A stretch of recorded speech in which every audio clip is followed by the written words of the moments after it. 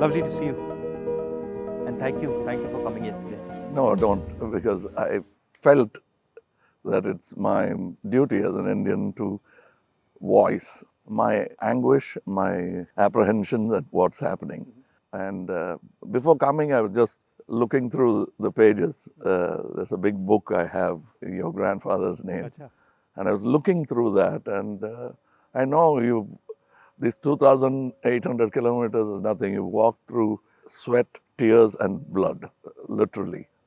And we have seen history happen from the inner circle. I've watched it from the outer circle. So walking with you, if I don't come with you, it's not fair. My nephew's a photographer. So I said, listen, I want to give a little present to my friend Kamal Haasan. And I said, give me a picture, one of your pictures, as a gift to him. So I want you to guess what he came up with. What picture do you think he gave me? I don't know. Come, let's go and see it. Yeah. Oh, it's here. Tells you what Kamal is, right? And so this is what he gave me. This is what he came up with. Oh. Oh, he shot this? He shot this, and that's for you, because it tells us your approach, your attitude to life, and the fact that you're a great Indian and a great Tamil. Thank you. And we're proud of you. Thank you. It looks nice, huh? Oh, lovely. I'm quite interested in how you see what is going on in India. Of course, an Indian person, but also a Tamil person, because the view from South India often looks very different. It is. Than the view from North I'm India. sure it is the same from Assam or Meghalaya. The same, exactly. At the capital. We forget history, and we are only agitated by the topical or recent happenings. I talk a lot about Gandhiji now. It is not right from the beginning. My father was a congressman, but my environment made me a bitter critic of Gandhiji when I was in my teens. My father did not say, he said, just read history. I think you're talking from today. Yeah, but today matters, is my question. He's a lawyer, and he didn't argue with me on this case.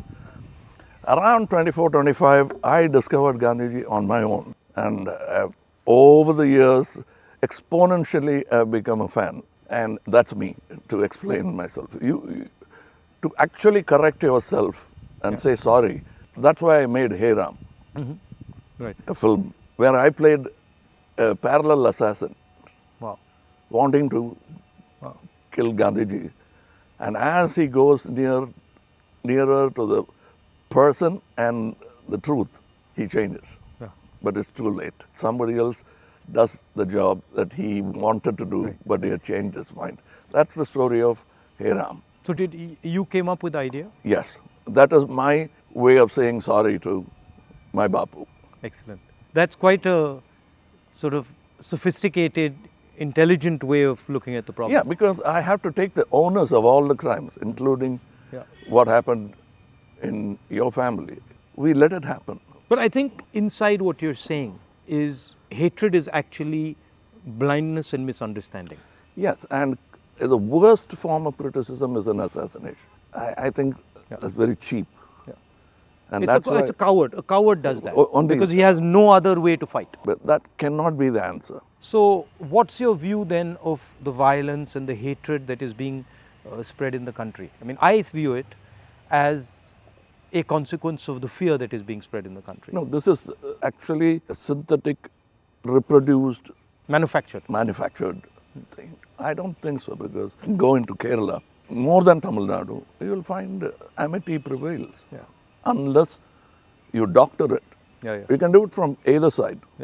I think there are more sides to it than just Hindu and Muslim. We have to look at all that and understand that this country will flourish only with this plurality. As a person who loves Tamil Nadu, loves the Tamil people, whenever I go there, I try to understand slightly better, what exactly is the Tamil idea, right? And so as somebody who, is looking at it from far, what does it mean to be Tamil? I know that the Tamil language is very important, but what does it actually mean? It means the same as wanting to be a Maharashtrian Yeah. or Telugu or a Malayali. We all have a pride, but I must say something about Tamil Nadu. They always feel that it's an island with parochial mindset and language chauvinism.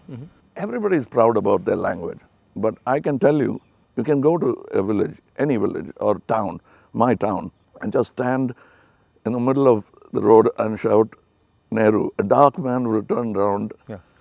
or he'll say Bose. Yeah. Somebody will turn around and he doesn't look anything like Yeah. Nehru ji or Bose ji. And they'll turn, you'll find Gandhi, many Gandhis. That is the mindset. And at a particular point, they felt there was apathy from the center. That happens every time. It will happen with every government. They are now unhappy with what is happening now. But that's not permanent if you could approach it like you're doing it now. The reason why I want to celebrate your walk is reaching out to the people and lending the ear instead of standing on a podium and lecturing. Yeah. That's commendable from your side. But my experience when I go to Tamil Nadu, right, is that they express themselves in a very passionate, Yes. it's different expression. So if you go to Maharashtra, people show affection, but the way the Tamils show affection is something completely different. I get that feeling when I go there, and I always wonder, what is that exactly? How does it, why such strong affection or strong expression or so passionate? It's part of the culture. It's a very old culture, and they've seen wars, they've seen battles, they've learned a lot from Jainism, Yeah.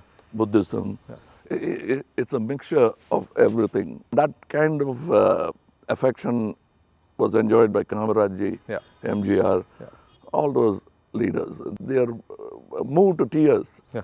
laughter, screaming when they see the man of the. I think around the country it's like that with variations. And also the Tamil language is very important to them.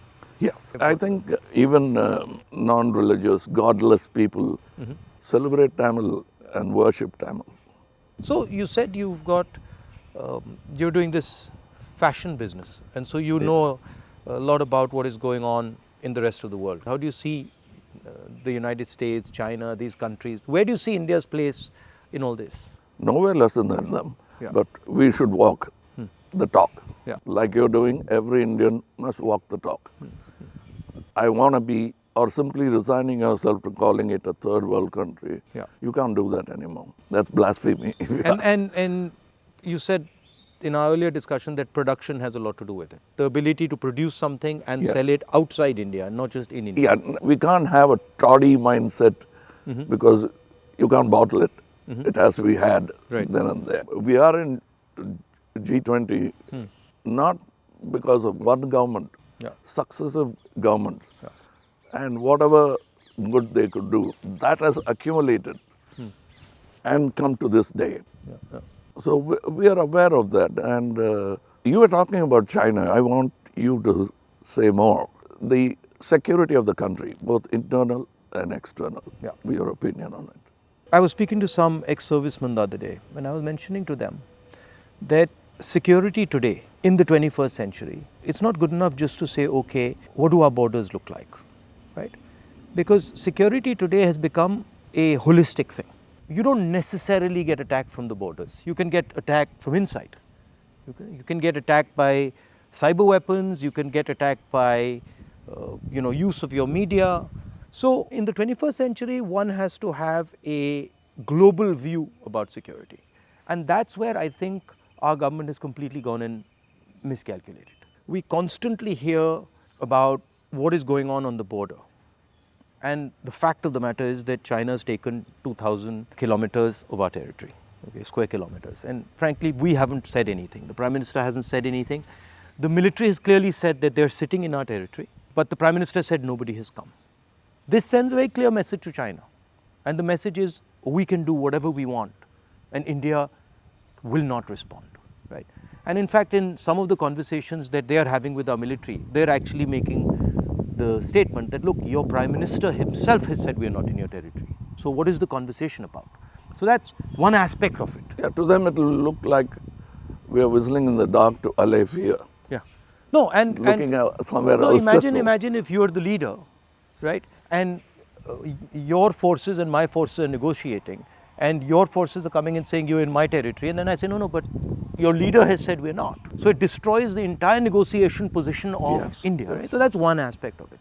The second aspect of it is how conflict has been transformed. And conflict has been transformed because earlier you fought on a border, now you fight everywhere, right? So you fight by shutting down power stations, you can fight by attacking the railway system, you can fight by militarily attacking, you can And fight. the oldest trick is to Yeah. contaminate border. Yeah, so you can do that. So the single most important thing in the 21st century is that a country has internal cohesion, that there's harmony in the country, that people are not fighting, that there's peace in the country, and the country has a vision. The point is not going to war, right? The point is being in a position where you cannot be attacked. And there's a link between a weak economy, a confused nation without vision, hatred and anger, and the Chinese sitting in our territory. Because they know that we are dealing with internal matters, internal confusion, an internal lack of harmony, and so they can just go in and do whatever they want. So that's one element of the problem. The other huge element of the problem is what has happened in Ukraine, right? And essentially what the Russians have done in Ukraine is they've said, look, we will not accept that the Ukrainians have a strong relationship with the West. And they've basically told the Ukrainians, if you have a strong relationship with the West, we will alter your geography. And that is the exact same principle that can be applied in India. What the Chinese are saying to us is, be careful with what you're doing, because we will alter your geography. We will enter Ladakh, we will enter Arunachal, and what I can see is them building a platform for that type of an approach. So as an Indian person, I don't want to be somebody who's warmongering, but I'd like our country to be aware that there are real problems on the border, and those problems on the border are connected to what is going on inside our country. When Indian fights Indian, when the economy doesn't work, when there's joblessness, our external opponents can take advantage of that situation. Yeah, so because that's broadly it's an opportune moment Yeah. of distracted. Yeah. So one of the things that we've constantly telling our government is talk about it. If you don't want to talk to the media, at least talk to the opposition. We understand these things. We might be able to help you, advise you, bounce ideas off us, but they just don't listen. So it's the approach that we understand everything. The other aspect of it, which you touched on, is that frankly there's no one who can compete with China. I do not believe that on production, on as far as the economics is concerned, I do not believe that the West can take on the Chinese. I believe that India can take on the Chinese. We have the population. We have the population, we have the people. What do you need to take on the Chinese? You need a young population, you need large numbers of people, you need a large educated base. Compared to China, our population is younger. Exactly, right? And if you see the West, right, and this might be a bit controversial, but they've got too much. They're flabby. They're living in opulence. They live on. They are outsourced. And they outsource, right? Whereas our people, they know what a struggle is. They understand difficulty. So I think, as an Indian person, I see a huge opportunity for India to become, like China, the producer of the world, right? And of course, the West has a space which is high-end manufacturing, high technology, etc., which they're very good at. They'll dominate, and we should try and challenge them on that. But I do not think they can compete with China on the large-scale manufacturing, blue-collar work. And I think that's the tragedy, that we are walking on these streets. You walked with us, and all our children are saying we are unemployed, when in fact we could have huge amounts of employment through our agricultural system, through sort of manufacturing. The constant neglect of agriculture is disgruntled many Tamilians. They voiced, they came here, they didn't even get an audience. India has skills, and it has skills everywhere, right? I always say that the next Satyagraha is the skill set development for India. Right. Because making thousands of lawyers who won't get a job, thousands of engineers Exactly. who won't find a job. Instead, if you develop their skills, they can have their degree but pursue their passion. Instead of me talking about other subjects generally, let me talk about where I come from, the film industry. But the number of training facilities, 200 jobs in a film, and there's no ITI for that. So what it is, right, is actually a disrespect of skills. You will not respect the person's skill and then say, okay, as the nation, how do we empower this person's skills? So I gave you the example of Bellary, right, which is the jeans capital of India. Now, Bellary should be exporting jeans to the rest of the world, should be exporting different types of jeans, should be innovating on jeans. Right? Bellary has been shut down because of demonetization and wrongly applied GST. And you've literally taken a hub which could challenge the Chinese across the world in making jeans, and you've destroyed it. It used to have 4.5 lakh people working there, it now has 50,000. Like something like what you're doing with Khadi, right? I mean, who would know that that's a Khadi jacket? Nobody. Right? More than the publicity of it, the reach of it. Exactly. And Americans are loving it. And then you got the history of Khadi, right? Because if you start to say, well, this is Khadi from the Indian freedom movement, this is made by Yes. Indian people by hand, this is what fought a superpower, you can make a beautiful story out of it. Yes. And it's not done in a modern factory. Yeah. It's done by people sitting in villages and handmade. Exactly. You know, I'm very happy and honored to be sort of partnering with these people who've been neglected. They're almost on the verge of closing down and going back, thanks to GST. So how many people now are working there? We have started, like we have not started a full-fledged tailoring system because we only have 12 outlets and we can supply with a number of tailors. But the number of weavers are many. Right. They are in Telangana, Karimnagar. We are sourcing it. We are going even to Kutch and other places so that we can bring India together. So that's it was very nice. It was very nice of you to come, I must say. I with all the situation and the BJP and sort of the ability they have to coerce, I think it's also a brave thing. That's why I think that's why he gave he came up with that idea of the picture. No, It's not easy. I'm glad he thinks of me that way, but I still remember the speech by Gandhiji when he said, "Shake the lion's mane," for which he was incarcerated. So we have the strength and ability, but I'm happy that you're meeting people, practicing jujutsu, walking miles and miles and miles. It's nice. And because you're doing exactly what Gandhiji did, to understand the nation before fighting for it. No, it's quite a fantastic experience. I remember walking from Tamil Nadu into Kerala. It's completely different. Yeah. And as you said, it's changed, but then it's the same. So there's huge commonality and then there's huge difference. That's the individuality of it. That's the plurality that we should not lose exactly. at all. Yeah.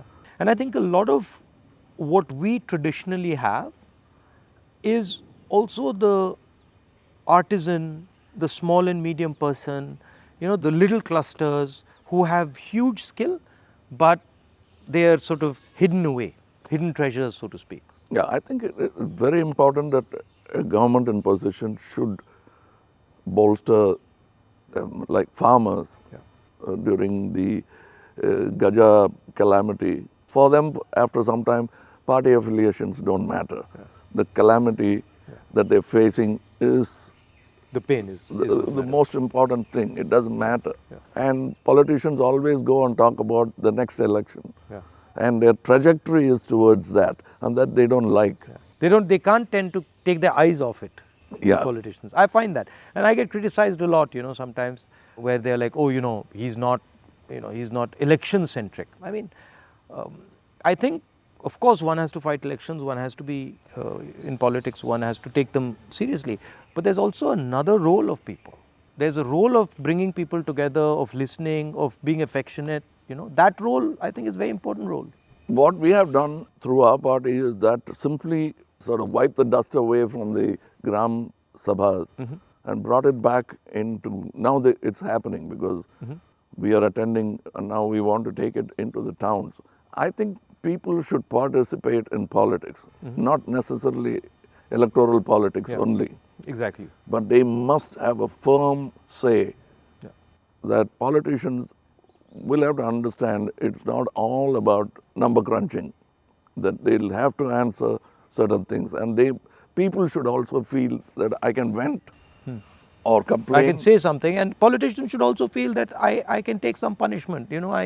He's shouting at me, okay, no problem. I did something wrong. I go and listen to what he's doing, what he's saying. I think that's, people don't like criticism. I think criticism is a good thing. I think we are a very young democracy still, in spite of 75 years. The reminiscence of the monarchy is still in our mind. Yeah. No, that's a profound thing you've said. It's true. It's still, they want loyalty. And politicians who are in power want to somewhere behave like a king. Because it's not too far behind in history that we had princely states. 70 years, yeah. But I think if you look, a lot of sort of our chief ministers and leaders, the approach is that of a king. You're like unilateral decisions. I will do whatever I want, not taking into account what people feel, not listening. I think there's quite a lot of that. Yeah, and they are offended when you call them a civil servant. Yeah. I'm not a civil servant. Yeah. I'm in position, I'm in power. But that's what we are, ultimately. It should be a position of honor rather than position to usurp. Yeah. The trustee idea of Mahatma Gandhi. Over the time, I'm looking for people who are at least a semblance of that in them, because it's unique. He's a tall international figure. Yeah. And that we realize when he's not there. Well, anyway, I won't keep you. No, I'm keeping you. It's lovely to see you. And whenever you're in Delhi, next time, maybe we go and have a meal or something. Yeah, sure. I'd love to do that. And I'd like you to look into our thing I've sent. I will. I'll give you my your measurements. I will 100%. We'd like to dress you up. Okay, I'll do that.